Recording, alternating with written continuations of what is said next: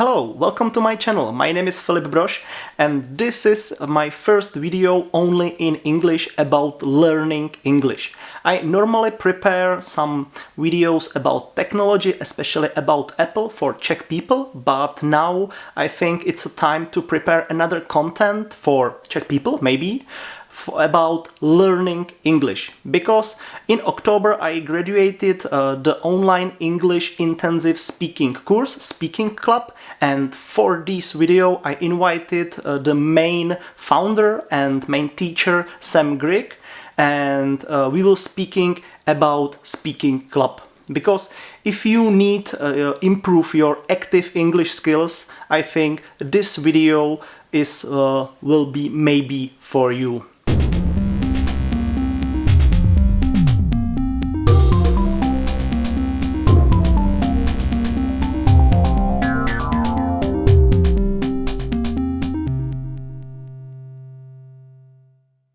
Sam, thank you for joining.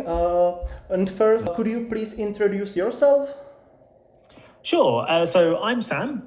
I'm from the UK and I'm an English teacher and language lover. So I spend my time teaching English to students all over the world, learning languages, and then, talking about my journey to learn languages at the same time. So yeah, everything languages basically. Yeah, learning is totally your hobbies. Exactly. Yeah, exactly. When I'm not teaching, I'm learning, and when I'm not learning, I'm teaching. So it's all languages. And do you have another hobbies? For example, technology. Do you like it? Yeah, so I play a lot of video games. So I have an Xbox and a Nintendo Switch. So I play a lot of games. Wow. Yeah, and apart from that, obviously, I have a phone and I use my phone a lot for everything, videos and stuff like that. Yeah, and apart from that, I'm really into like TV shows and films. And a lot of the time I watch those in the languages I'm learning. So at the moment I'm watching lots of Japanese things because I'm learning Japanese. Wow. You mean some anime or? Mm-hmm. Yeah. Some anime and some Japanese reality TV shows with real people. So it's a little difficult, but it's good fun. Wow, that's great. And let me back to Nintendo Switch. Do you have some recommendation for some games? Do you have some favorite games? For example, Zelda or another? Yeah. So I play a few games. I really like strategy games. So I play a lot of Civilization 6, which is really good. And also I recently started playing a Japanese role-playing game called Ni no Kuni. It's a little like Final Fantasy, but it's created by Studio Ghibli, who created the animators who created the films like Spirited Away. Yeah. So it's a beautiful game, and the strategy and the gameplay is really fun. And then I also play a lot of Mario Maker 2 as well. So that's something a little different as well. Wow, sounds amazing, because I really liked Princess Mononoke from Ghibli Studios, and it's amazing anime. Yeah. That sounds great. Exactly. Yeah. And in the game they've created some animations which are just amazing, but all of the style of the game is all in their animation style. So it's just when you play, everything is beautiful. So it's just nice to watch and when you play. So it's great. Wow, amazing. And maybe last question about technology. What do you think about the new PlayStation 5? I've heard a lot about it. To be honest, I had a PlayStation 2, so PS2, and after that I was always Xbox. But I've heard that the new PS5 looks really, really good. Like the specifications and also the exclusive games, I think is kind of from what I've seen, it seems like PlayStation is doing better because of the exclusive games, whereas Xbox at the moment doesn't really have a huge selection of games. But yeah, it looks really fun, and obviously the specs and the quality of it looks amazing. But at the moment I think my Nintendo Switch does the job for me. Yeah. So I'm not going to be getting any of the next gen consoles just yet. Yeah, that's true. Okay, now in English, because in October I was in your speaking club and it's amazing because I think my learning skills a little bit more to grow up and I'm a little bit more confident to speaking in English. And of course, I cleaning my speaking skills, grammar, and everything is amazing. And why speaking club? What's the main idea if you thinking and on the beginning and start this amazing course? So I actually started doing these courses this year. So it was actually in March, I think, was the first one, and it was basically when the sort of coronavirus stuff happened and we were in lockdown, and it was an idea I've been thinking about for a long time, and I just decided to try it. But basically, I teach a lot of students English in one-to-one private lessons, and when I do that, it's great, and I focus mainly on conversation and communication. And I realized that one of the big problems for most students is that they find it difficult to find time or every day to practice speaking, to really immerse themselves and surround themselves with English. So maybe they practice with a lesson with me once a week, but then for the rest of the week, they don't have any time to use English. And then if they do practice, they don't get the corrections they need from other English speakers to be able to improve. Because when you're using English at work or with friends, they don't want to correct you. It's, they want to just talk to you. Yeah. So it's, I wanted to kind of create something where it was like a 4-week, almost like an immersion setting, but something that you can do whenever you have time, because everyone's really busy and everyone's working really hard. Yeah. And so I wanted to create sort of a system that would allow you to practice English every day and to learn lots of things. So I can give you loads of corrections, and every day you can make some progress, but also you can do it when you have time. So in this setting where I give you a question and you record a video, you can do it at 6 o'clock in the morning, you can do it in your car on your lunch break, you can do it before you go to bed. It's completely flexible. So it was really just about sort of being able to give English learners the opportunity to be able to practice English every day and really surround themselves with English for like 4 weeks so that they could make good progress with their speaking. Yeah, that's true. And what about topic? Do you thinking about, there is autumn now and some COVID, and do you thinking about topic for your speaking club like totally random, or it's totally planned for some topic and for your student? Yeah, so the way I do it is that because it's a 4-week course, I choose 4 different subjects. And for those 4 subjects, I normally split them in half and have 2 what I would call professional subjects, so related to business or to working in English. And then I have 2 everyday subjects.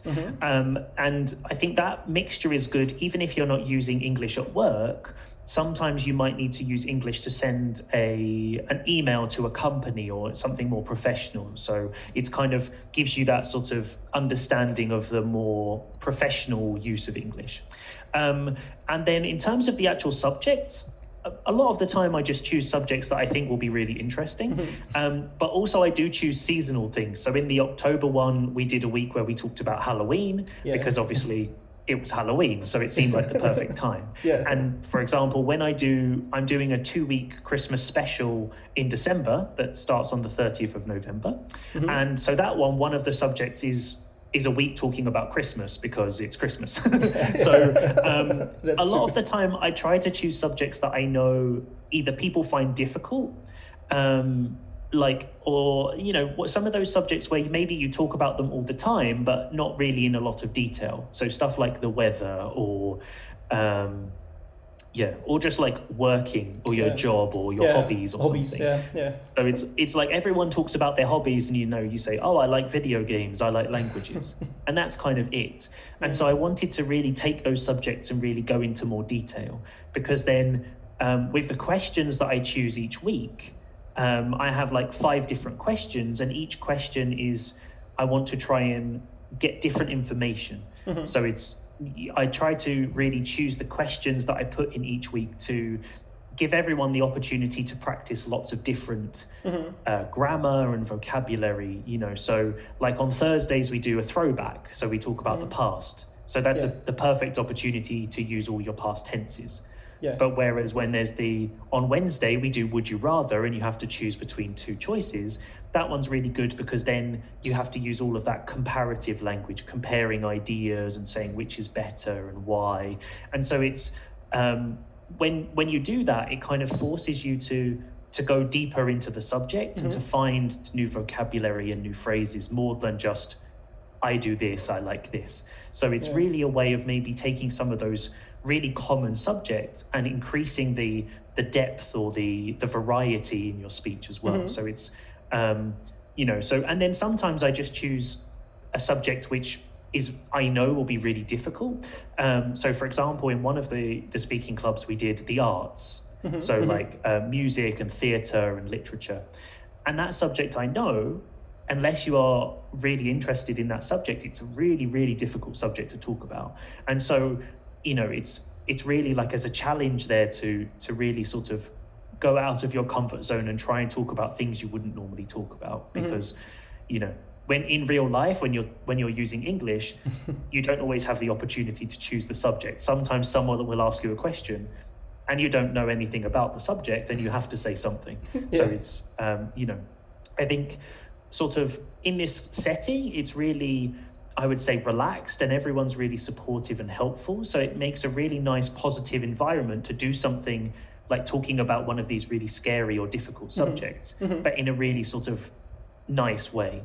So it's, sort of everyone, even if they don't know about the subject or they're not sure how to say things, we all work together, and, so I think it's a really positive atmosphere to try and do some of these new things. Yeah, that's true. For example, for me, the most challenging was role playing, and of course making a video myself, record to my YouTube channel, unpublic of course, and just speaking to my camera in English like now. It's a challenging, especially if I am non-native speaker in English. Exactly. And to be honest, I did that on purpose, because I know, because I record a lot of videos in the languages I'm speaking, because for me, I find it really helpful to practice, and I can watch them and I can send them to my friends who can give me corrections. But it's really difficult. Like, even when I record videos in English, I feel really nervous. It's not easy, but it's kind of a good thing, because, for example, if you're having a normal conversation with someone, it's actually easier than recording a video of yourself talking on your own with nobody else, because in a conversation, the other person will give you something and you have a little break and you work together. So in this idea, it's the idea that if you can talk about these really difficult subjects and record a video, if you have a conversation, it must be easier. So actually working on something that's harder means when you come to a normal conversation, it feels even better. And you don't worry about it anymore, because you say, well, I can record a video talking about this, so talking to someone in person is much easier. So it's one, sometimes I think that doing something like one level more difficult makes the normal version just that little bit easier. So it's, I think the videos, although it's challenging, really helps. And I noticed, like, especially in your videos and from the other students as well, that in the first or second video, everyone is very nervous and it's completely normal. But by the end of the 4 weeks, everyone's recording natural videos and they're talking like we're talking now in a really relaxed way. That's true. And so it's, it's, the first part is really, really nerve-wracking, but it really does have the benefits in once you get into it. So Yeah, yeah. I think the video part of it, I think is really important to really sort of push yourself to do that little bit extra than you normally would do as well. Yeah, you have to step out from your comfort zone. Yeah. Exactly. Yeah, yeah, and cleaning your skills. And yeah, I think the learning English is the process for whole life, for my whole life. It's not actually now and just boosted up my skills, but yeah, it's a process and step by step. Exactly. And I think it's, you know, when I hear people say, oh, English is easy, they're lying. It's not true. English is not easy. Languages are not easy. But I think if you find a good way to learn and you have fun, you know, then it's really good and you can learn very quickly. But it's never easy. And like you say, it's something you have to do all the time. You know, it's a really long process, especially to reach the advanced levels. It can take years. I've been learning Italian on and off for 9 years now. Wow. And I'm almost sort of advanced level. My Italian's pretty good, but it's a really slow process, and it's 8 years. And that's why in this kind of in this course, it's about sort of making that little progress every day. So with the corrections that I give for each video, you can record a video, see the correction, and then say, okay, I'm going to take these two, and tomorrow I will do them perfectly. And every day, if you add 1 or 2 extra things, you learn 2 or 3 phrases over a month, that adds up to, you know, 50 or 100. And it's that slow progress every day, which I think is really, really important, because it's, for me, it's not about how much you study, like how much time you spend. It's about sort of how often you do it. So for me, I think it's better to do a little every day than to spend 3 hours on Saturday in one day, and then for the rest of the week do nothing. Yeah. So it's because every day you do a little practice and you think of things, and it just, because it takes time to sort of be absorbed and to understand it properly. So that's why I think this is good, because you have 4 whole weeks of that sort of slow immersion. You're just surrounded by it. And because you can also watch all the videos and see all the corrections from all the other students, it's almost like unlimited. Because if you have time, you can watch every video, you can see all of the phrases that I prepare. Because with each question, I also try to prepare a nice little text that I write and record with some interesting vocabulary. So every day, you don't have to search for stuff. There's already some interesting phrases or ideas that you could try and use yourself if you're looking for something. So it's, you know, that sort of slow progress every day, I think really is where you see the big benefits. And, you know, I've had some students who've contacted me after the speaking clubs and said, today I had a meeting with a new customer, and it was so comfortable. I felt so much more relaxed speaking in English, and it was the best meeting I've ever had. And because they did the speaking club, which is just, you know, for me, that's amazing. That's the idea. So, you know, it's it shows it works. I couldn't agree more. Yeah, it's amazing. And in speaking club, you used some technology apps and modern apps like Slack or Dropbox, Google Drive, YouTube. Do you think about another platform, for example, your own platform, your own application for speaking club? Yeah, I think I think at the moment it's still sort of very early. I think I've been doing it maybe like 6 months, maybe a little more now. And yeah, it's because obviously at the moment, and all of the students are all over the world, I think using stuff like Slack and Google Drive and YouTube is really kind of the easiest way to bring everyone together. And then I also use, I have my courses on Thinkific, where I prepare all of the videos and the questions and the materials that go with it. So we kind of have the course in one place, and then all of the communication and interaction during the course in a sort of separate group. So yeah, it's, for me, it's been a learning curve, because when I teach I just use Skype, really. So it's Skype and a Google document with some notes, and that's it. So it's kind of using stuff like Slack and trying to find different applications and add-ons and stuff has been a real learning curve. But I think in the future, I would love to have a speaking club, website or a specific application which works perfectly for this, because I think the format, it would lend itself to that. And it's I think it's just something it would take time to develop. And if I was to do something like that, I would want it to really be able to I think at the moment I'm really, really happy with the speaking clubs. And so if I did create a separate platform, all I would want it to do would just be to make it even easier for the students to record the videos, to see the corrections and understand how they work and stuff like that. So for me, it would be more, if I was going to do it, it would be more just about facilitating it and making it easier to do. Because I think the basic idea works really well. And so if it's easier for you to record, it's easier for you to take the corrections and to use them the next day, then I think that would be a really good benefit of having a sort of special platform, I would say. Yeah. And you have a writing sprint. It's your another service and course. Maybe could you please introduce this writing sprint? Sure. So actually this came from some of the students in the speaking club who were saying to me, I love speaking. I also need to improve my writing for my work or for just improving writing in general. And so we decided to try this out, and now it's like a full course. So basically it's the writing sprint is only 2 weeks. So the speaking club is 4 weeks and the writing sprint in this case is 2 weeks. And it's basically the same idea, but in this case you have 3 assignments each week.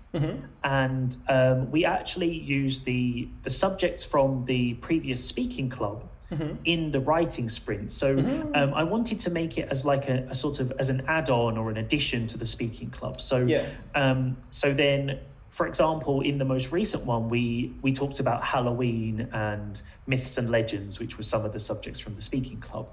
And the reason I wanted to do that was because then if somebody was in the speaking club and then after the speaking club did the writing, they can use all the corrections and the information they prepared to then improve their writing as well, combining it together. And then in that, so there's 3 assignments and each one is a different style of writing. So maybe an article, an academic essay, maybe an email, so different formats. And then also I prepare a couple of articles around the subject just to give you some inspiration and find some new vocabulary. And I also prepare each week like a writing tip.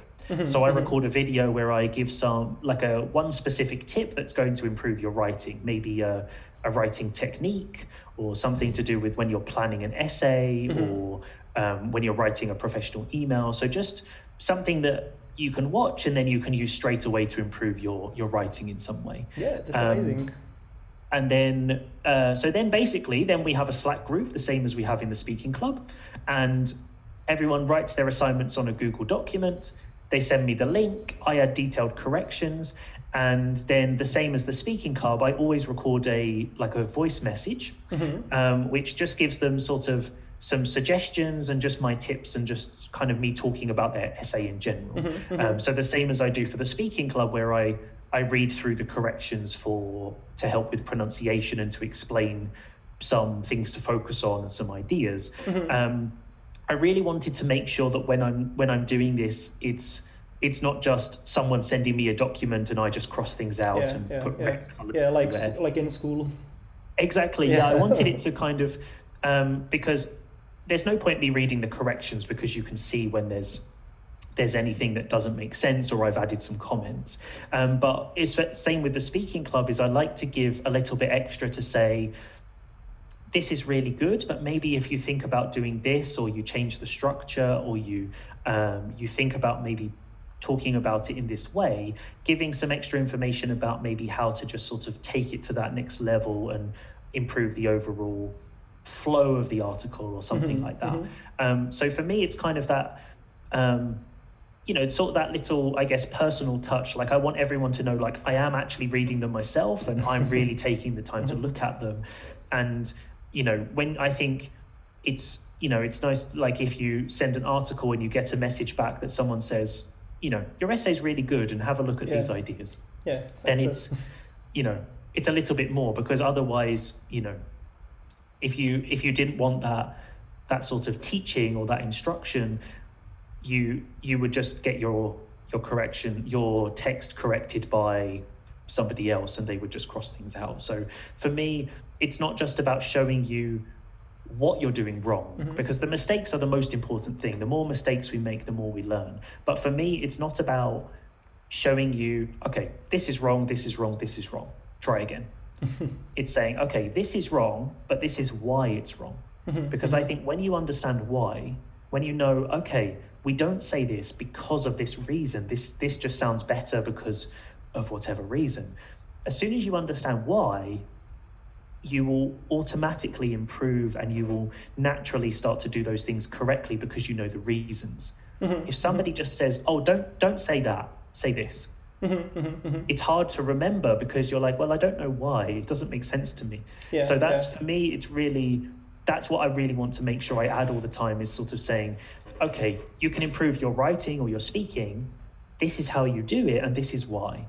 And then it kind of, I think everything just makes a little more sense. And so then you have the understanding to use the corrections really well.